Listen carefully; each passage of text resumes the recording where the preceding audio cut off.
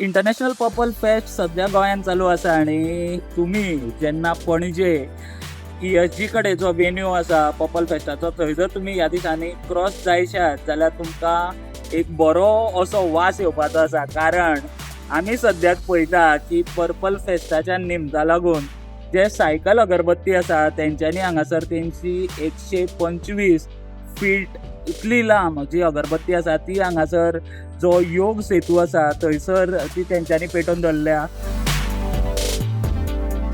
अशें कळटा की ही जी अगरबत्ती आसा ती 30 दीस मेरेन चलतली.